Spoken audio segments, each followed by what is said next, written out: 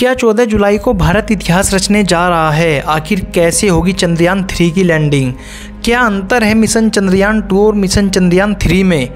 आखिर क्यों भारत एक गरीब देश होते हुए भी इसरो पर इतना पैसा खर्च कर रहा है? आज के इस वीडियो में हम इन्हीं तथ्यों पर चर्चा करेंगे। वीडियो बहुत ही इंटरेस्टिंग होने वाला है, इसलिए वीडियो को अंत तक जरूर देखें। चंद्रयान 3 की लॉन्चिंग को लेकर एक बड़ा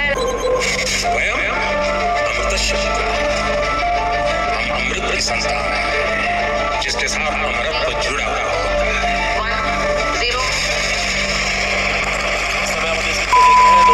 नमस्कार दोस्तों, 14 जुलाई 2023 इतिहास की एक ऐसी तारीख बनने जा रही है जिसे याद कर हर भारतीय अपनी देश की स्पेस एजेंसी इसरो पर गर्व किया करेगा। जी हाँ दोस्तों, 14 जुलाई 2023 को दोपहर 2:35 पर भारत अपने ड्रीम प्रोजेक्ट चंद्रयान 3 को लॉन्च करने जा रहा है, जिसका प्रक्षेपण श्रीहरिकोटा स्थित सतीश धवन स्पेस सेंटर से होगा, जो कि आंध्र प्रदेश राज्य में है। आपको बता दें, करीब 45 से 50 दिन की यात्रा के बाद चंद्रयान 3 चंद्रमा के दक्षिणी ध्रुव के पास लैंड करेगा। दक्षिणी ध्रुव पर आज तक कोई नहीं उतर पाया है। ऐसा करने वाला भारत पहला देश बनेगा। आइए जानते हैं चंद्रयान 3 मिशन क्या है। आसान भाषा में समझे तो चंद्रमा पर सैटेलाइट के जरिए एक लैंडर उतारा जाएगा। इसी लैंडर में से एक रोबोट नुमा गाड़ी को उतारा जाएगा, जो चलते हुए वहां के फोटोग्राफ्स इसरो को भेजेगा। चंद्रयान 3 मिशन साल 2019 में किए गए चंद्रयान 2 का फॉलोअप मिशन है। इस मिशन में लैंडर की सॉफ्ट लैंडिंग और रोवर को सतह पर चलाकर देखा जाएगा। लैंडर चंद्रमा पर एक लूनर दिन तक रहेगा। अब सवाल आता है कि एक लूनर दिन तक ही चंद्रमा पर लैंडर क्यों रहेगा? ऐसा इसलिए होगा क्योंकि चंद्रमा पर एक लूनर दिन पृथ्वी के 14 दिन के बराबर होता है। यानी हमारी पृथ्वी पर जब 14 दिन हो चुके होंगे, तब चंद्रमा पर मात्र एक दिन होता है, जिसे हम लूनर दिन कहते हैं। चंद्रयान 3 के लैंडर के लिए ज़रूरी है कि चंद्रमा पर सूर्य निकला हो, क्योंकि लैंडर के लिए सनलाइट बहुत ज़रूरी है। आपको बता दें कि चांद पर 14 दिन सूर्य निकलता है और बाकी के 14 दिन सूर्य नहीं निकलता है, यानी वहाँ पर अंधेरा रहता है। भारत चंद्रयान 3 मिशन को सफल बनाने वाला चौथा देश बन जाएगा। इससे पहले अमेरिका, रूस और चीन चंद्रमा पर अपने अंतरिक्ष यान उतार चुके हैं।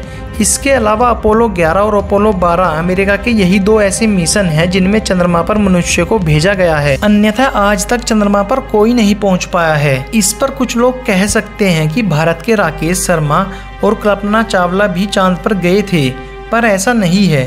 कल्पना चावला हो या राकेश शर्मा, वो सिर्फ अंतरिक्ष यानी पृथ्वी से 400 से 500 किलोमीटर स्पेस में कुछ दिन रहकर आए थे, जबकि चांद पर आज तक अमेरिका के अलावा कोई भी मनुष्य को भेजने में सफल नहीं रहा। हालांकि भारत का चंद्रयान 3 के पीछे का उद्देश्य मनुष्य को चांद पर भेजना है। आइए जानते हैं चंद्रयान 2 और चंद्रयान 3 मिशन में क्या क्या अंतर है। चंद्रयान 2 में लैंडर, रोवर और ऑर्बिटर था, जबकि चंद्रयान 3 में ऑर्बिटर के बजाय स्वदेशी प्रोपल्सन मॉड्यूल होगा। लेकिन ज़रूरत पड़ने पर चंद्रयान 2 के ऑर्बिटर की मदद ली जाएगी। प्रोपल्सन मॉड्यूल चंद्रमा 3 के लैंडर रोवर को पृथ्वी की सतह पर छोड़कर चांद की कक्षा में 100 किलोमीटर ऊपर चक्कर लगाता रहेगा। यह कम्युनिकेशन का काम करेगा। अब बात आती है कि चंद्रयान 3 में लैंडर, रोवर और प्रोपल्सन मॉड्यूल कैसे काम करेंगे। इसको आप ऐसे समझिए कि चांद पर रोबोट ने एक फ़ोटो खींचा, तो वो फ़ोटो डिजिटल रूप में हम तक कैसे पहुंचाएगा? वो फ़ोटो पहले रोबोट से लैंडर के पास आएगा। उसके बाद लैंडर एक ऑर्बिटर सैटेलाइट को भेजेगा जो चंद्रमा की परिक्रमा कर रहा है। इसमें चंद्रयान 2 वाला या चंद्रयान 3 वाला, दोनों में से कोई भी सैटेलाइट प्रयोग किया जा सकता है। अब वहाँ से वो फ़ोटो और सिग्नल भारत के सैटेलाइट तक पहुँचाया जाएगा और इस सैटेलाइट से यहाँ के जो सेंटर हैं वो सिग्नल को रिसीव करेंगे। अब बात यह आती है, आखिर भारत जैसा गरीब देश इसरो पर इतना पैसा खर्च क्यों कर रहा है? क्या यह देश को बर्बाद करने की एक सोची समझी साजिश है? दोस्तों, ऐसा कुछ भी नहीं है, बल्कि इसरो के जरिए ही भारत भविष्य में विकसित देश बन सकता है। ये बात इसरो की स्थापना करने वाले डॉक्टर विक्रम साराभाई भी बता चुके हैं। क्योंकि इसरो की जब स्थापना की बात चली कि भारत के पास भी अपनी कोई स्पेस एजेंसी होनी चाहिए, तो उस समय नेहरू जी ने कहा कि भारत एक गरीब और बहुत ही कम अर्थव्यवस्था वाला देश है, हम स्पेस जैसी चीज़ों को अफोर्ड नहीं कर पाएंगे।